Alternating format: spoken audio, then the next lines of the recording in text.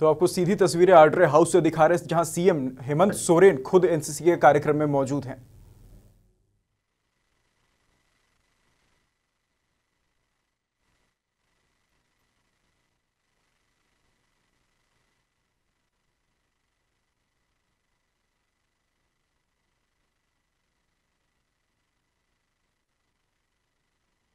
आप देख रहे हैं जहां सीएम खुद एनसीसी के कार्यक्रम में पहुंचने वाले हैं आपसे कुछ ही देरों में।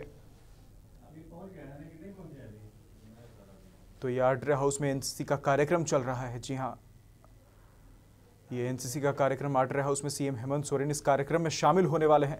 अब से कुछ ही देर में वो इस कार्यक्रम में पहुंचेंगे, सम्मिलित होंगे।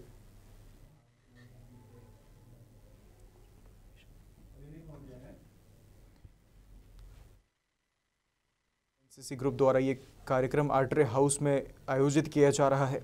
मुख्यमंत्री हेमंत सोरेन इस कार्यक्रम में शामिल होंगे। तो ये सीधी तस्वीरें आपको हम आर्डरे हाउस से दिखा रहे हैं। इस कार्यक्रम में सीएम हेमंत सोरेन भी शामिल होने वाले हैं। एनसीसी ग्रुप की तरफ से यह कार्यक्रम आयोजित किया जा रहा है आर्डरे हाउस में। तो ये सीधी तस्वीरें आप आर्डरे हाउस की देख रहे हैं सनमार्ग लाइव 7 के जरिए। एनसीसी की तरफ से यह कार्यक्रम आयोजित किया जा रहा है। तो सुरक्षा के पुख्ता इंतजाम किए गए हैं, तमाम साज सज्जा भी की गई है। सोशल डिस्टेंसिंग का भी बतौर ध्यान रखा गया है। तमाम लोग मास्क पहने हुए हैं, यानी कि कोरोना गाइडलाइंस का पूरी तरह से पालन किया गया है। तो बता दें सीएम हेमंत सोरेन इस कार्यक्रम में शामिल होंगे। तो ये सीधी तस्वीरें हम आपको आर्डरे हाउस से दिखा रहे हैं। एनसीसी का ये कार्यक्रम है। सीएम हेमंत सोरेन खुद इस कार्यक्रम में शामिल होने वाले हैं। तो बता दें इस वक्त अपडेट आ रहा है इस खबर में, सीएम हेमंत सोरेन खुद, आप तस्वीरों के जरिए देख सकते हैं, सीएम हेमंत सोरेन खुद इस कार्यक्रम में शामिल हो चुके हैं, पहुंच चुके हैं। तो ये एक्सक्लूसिव तस्वीरें आप सनमार्ग लाइव 7 के जरिए देख सकते हैं। आर्डरे हाउस में एनसीसी के इस कार्यक्रम में सीएम हेमंत सोरेन खुद पहुंच चुके हैं। तो एनसीसी के इस कार्यक्रम में सीएम हेमंत सोरेन सम्मिलित हो रहे हैं। तमाम लोगों ने मास्क पहन रखा है, सोशल डिस्टेंसिंग का ध्यान रखा जा रहा है।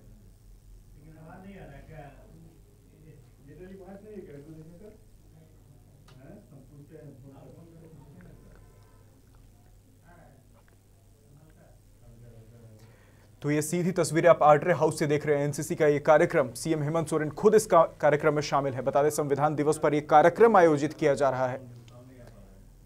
तो ये सीधी तस्वीरें सनमार्ग लाइव 7 के जरिए आर्डरे हाउस से। तो संविधान दिवस को लेकर यह कार्यक्रम आयोजित किया गया है। खुद मुख्यमंत्री हेमंत सोरेन इस कार्यक्रम में मौजूद हैं।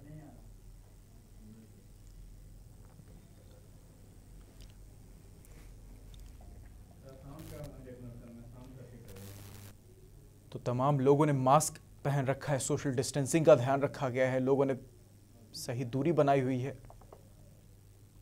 तो बता दें संविधान दिवस के मौके पर इस कार्यक्रम का आयोजन किया गया है। एनसीसी के तमाम अधिकारी भी यहां पर मौजूद हैं। सुरक्षा के व्यापक इंतजाम किए गए हैं। तो आर्डरे हाउस में एनसीसी ग्रुप का यह कार्यक्रम है। सीएम हेमंत सोरेन खुद कार्यक्रम में मौजूद हैं। सीधी तस्वीर आप सनमार्ग लाइव 7 के जरिए आर्डरे हाउस से देख रहे हैं। तो संविधान दिवस के मौके पर आयोजित यह कार्यक्रम, मुख्यमंत्री हेमंत सोरेन इस कार्यक्रम में मौजूद। एनसीसी के तमाम अधिकारी भी इस कार्यक्रम में मौजूद हैं। प्रशासन की ओर से तमाम अधिकारी इस कार्यक्रम में मौजूद है। एनसीसी के कैडेट्स को भी आप पीछे देख सकते हैं। तो ये सीधी तस्वीरें आर्डरे हाउस से सिर्फ सनमार्ग लाइव 7 पर एक्सक्लूसिव।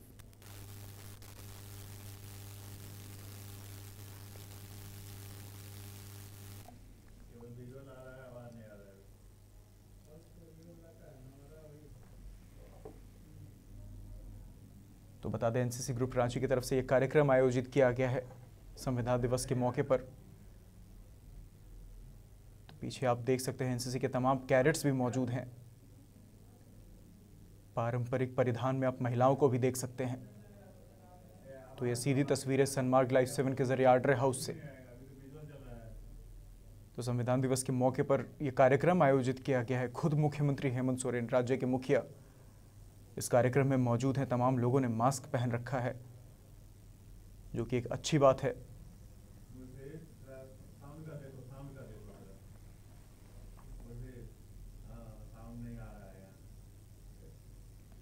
तो आर्ट्रे हाउस में एनसीसी ग्रुप की तरफ से एक कार्यक्रम आयोजित किया गया है। अब तमाम लोगों को देख सकते हैं।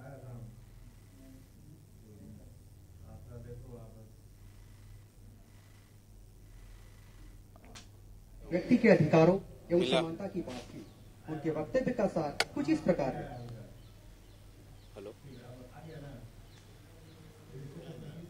मैं विभिन्न प्रांतों, संप्रदायों और समुदायों का प्रतिनिधित्व करने वाले सभी वक्ताओं का आदर करती हूँ।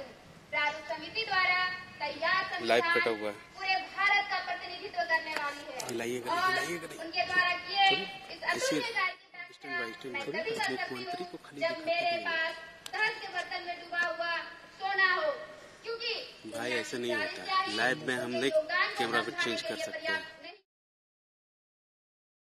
खत्म करवा भूमि के गोस्वामी कहते हैं, उन्हें ये एहसास होगा कि इस संविधान सभा में जाति, वर्ण, प्राचीन या आधुनिक कोई भेद नहीं है। भारत का यह संविधान स्वतंत्रता और मुक्ति के लिए है। भारत में हर इंसान, चाहे वो राजकुमार हो या हाथ हटाइए। उन्हें ये एहसास दिलाता है कि वो उनके हित में है। भारतीय आदिवासियों और झारखंड आंदोलन के एक सर्वोच्च नेता, जी हाँ, हम बात कर रहे हैं जयपाल सिंह मुंडा के बारे में। हम झारखंड वासियों के लिए बड़े गर्व की बात है कि वे भी संविधान सभा में मौजूद थे। असमानता की खाई इतनी गहरी हो चुकी है कि इसे विशेष संवैधानिक प्रावधान किए पाटा नहीं जा सकता। ये खाई केवल आर्थिक गरीबी के कारण नहीं, बल्कि आदिवासी समाज के प्रति सांस्कृतिक, सामाजिक, सामंती भावना के कारण भी गहरी हुई है। संविधान सभा के सदस्य जयपाल सिंह मुंडा ने 27 अगस्त 1947 को संविधान सभा में आदिवासियों के लिए विशेष अधिकार की बात की। आइए हम उनके वक्तव्य का सार सुनते हैं।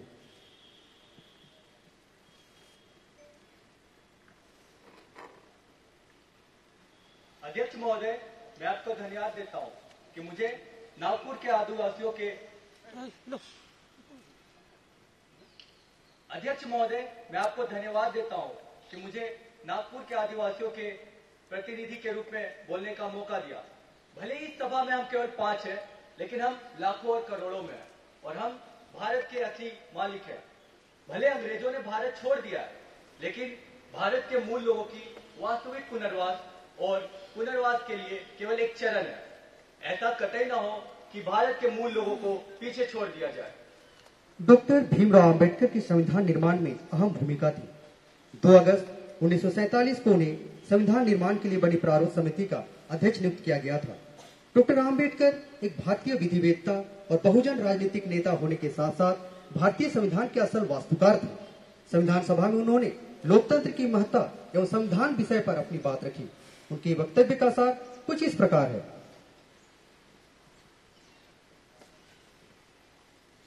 26 जनवरी 1950 के दिन से भारत एक स्वतंत्र देश होगा।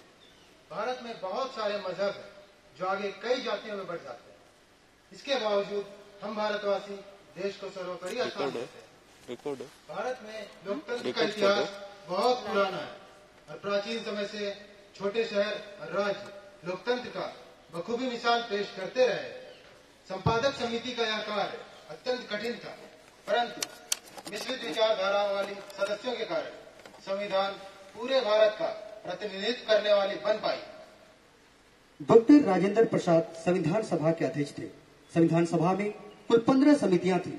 यह डॉक्टर राजेंद्र प्रसाद के कुशल नेतृत्व और प्रखर व्यक्तित्व का परिणाम है कि हमारा संविधान विश्व में एक मिसाल और अलग हटके है।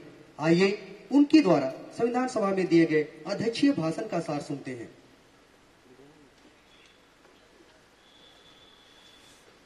इतने वेग और इच्छा शक्ति से भारत का संविधान बनाने के लिए आप सबका धन्यवाद। मैं संविधान का मूल्यांकन नहीं कर रहा हूं, बल्कि संविधान समिति के सदस्यों द्वारा किए गए अभूतपूर्व कार्य को आपके समक्ष प्रस्तुत कर रहा हूं। यह संविधान भारत के समस्त जातियों और धर्मों को एक सूत्र में बांधने का प्रयास है। इसके लिए श्रीमान श्री जुगल किशोर खन्ना और श्रीमान आम्बेडकर धन्यवाद के पात्र हैं। जिनके कुशल नेतृत्व में यह कार्य संभव हो पाया। इस तरह इस संविधान सभा में कुल 11 सत्र हुए, इसमें लगभग पूरे भारत के प्रतिनिधियों ने भाग लिया और अंततः 26 जनवरी 1950 को भारत का संविधान लागू किया गया, जिसमें 395 अनुच्छेद और 8 अनुसूचियां थी। धन्यवाद। Thank you sir. कहते हैं कि न्याय करना सभी नैतिक कर्तव्यों के पालन के समान है, और न्याय की कीमत तो उनसे पूछो जिनके साथ अन्याय हुआ हो। इसी कड़ी में अब मैं आमंत्रित करती हूँ झारखंड नौसेना की इकाई के कैडेट्स को, जो न्यायपालिका के संदर्भ में एक छोटा सा प्रहसन पेश करने जा रहे हैं।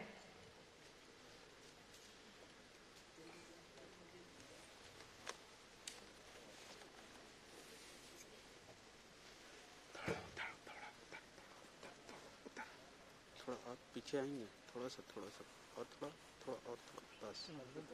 नहीं फिर ये लोग लाएंगे। रामू काका एक किसान है जो कि पूरा दिन कड़ी मेहनत करके घर लौटते हैं।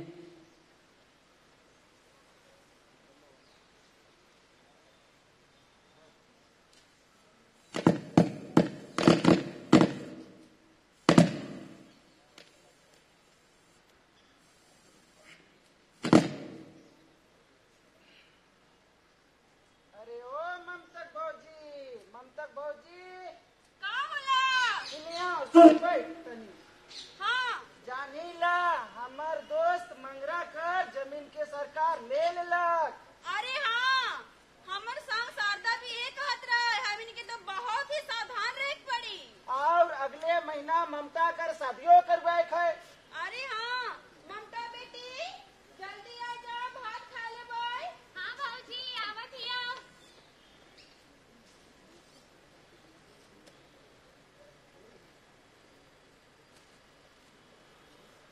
रामाकांत नाम का एक वास्तुकार उनके घर आता है और उनकी जमीन पर सरकार द्वारा भवन निर्माण की बात बताता है।